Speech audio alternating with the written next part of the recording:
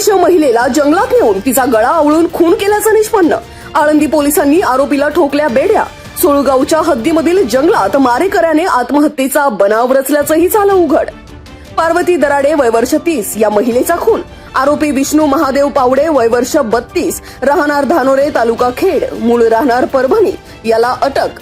गुन्हा लपवण्यासाठी आरोपी विष्णू पावडे याने आत्महत्येचा बनाव निर्माण करण्यासाठी पार्वती दराडे या महिलेचा मृतदेह जंगलातील एका झाडाला जमिनीपासून 4 फूट उंचीवर स्कार्फ बांधून बसलेल्या स्थितीत मृतदेहाच्या गळ्याला स्कार्फचे दुसरे टोक बांधून महिलेने आत्महत्या केली असल्याचा केला होता बनाव. गुन्हा केल्यानंतर आरोपी विष्णू पावडे घटनास्थळावरून पसार.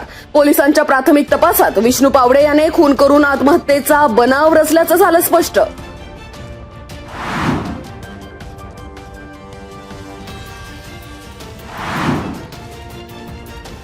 दुचाकीला धडक देऊन रिक्षा चालकासह त्याच्या 3 साथीदारांनी अपघातानंतरही जखमी बापलेकांवर हात उगारला. रिक्षा चालकासह 4 विरोधात खेड पोलीस ठाण्यात गुन्हा दाखल.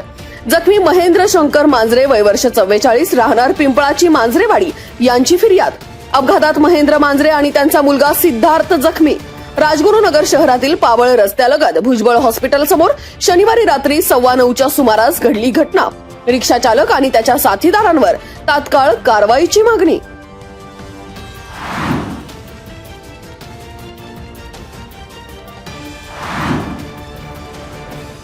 राजगुरुनगर एसटी बस स्थानक प्रवाशांसाठी असुरक्षित. एसटी बसमध्ये चढताना वृद्ध महिलेच्या हातातील सोन्याची बांगडी चोरट्यानं कापून पळवली.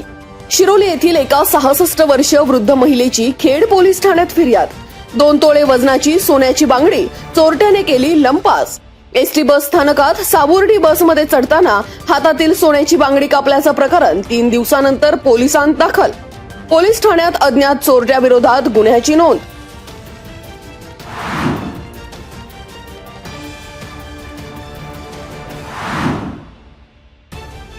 पुणे नाशिक महामार्गावर दारू पिऊन वाहन चालवणाऱ्यावर वाहतूक पोलिसांकडून कारवाईचा बडगा. दुचाकीस्वार जालिंदर मारुती आढळ वय वर्ष 29 राहणार PWD गेस्ट हाऊस जवळ याच्यावर ड्रंक अँड ड्राईव्हची कारवाई.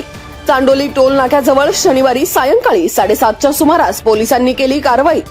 दारूच्या नशेत वाहन चालवल्याप्रकरणी खेड पोलिसांनी जालिंदर आढळ याच्यावर उगारली काठी. पोलीस अंमलदार संजय दगडू पावडे यांची फिर्याद.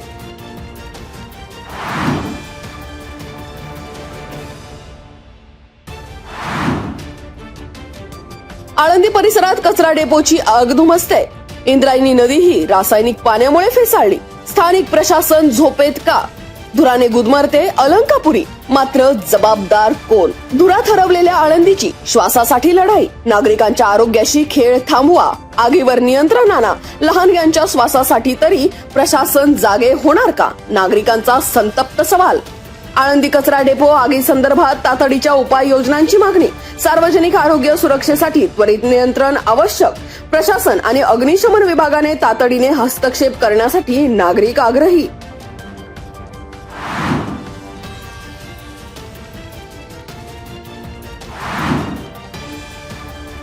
श्री ज्ञानेश्वर प्राथमिक विद्या मंदिर आणि श्री ज्ञानेश्वर बालक मंदिर प्रशालेत मातृपितृ पूजन सोहळा. कार्यक्रमाच्या अध्यक्षा म्हणून हरिभक्तपरायण भाग्यश्री भाग्यवंत, आळंदी नगर परिषदेचे नगरसेवक सुरेश झोंबाडे, नगरसेविका ऋतुजा घुंडरे, रोबोटिक्स इंजिनियर नितीश साळुंखे, संस्थेचे सचिव अजित वडगावकर यांची प्रमुख उपस्थिती. प्रशालेमध्ये गेली 18 वर्षे मातृपितृ हा सोहळा साजरा करत विद्यार्थ्यांवर केले जात आहेत संस्कार. हरिभक्तपरायण भाग्यश्री भाग्यवंत यांनी भक्त पुंडलिकाचे उदाहरण देत आई वडील मुले यांनी मोबाईल, टीव्ही आदी सोशल मीडियापासून दूर राहून एकमेकांना वेळ देण्याचंही केलं आवाहन.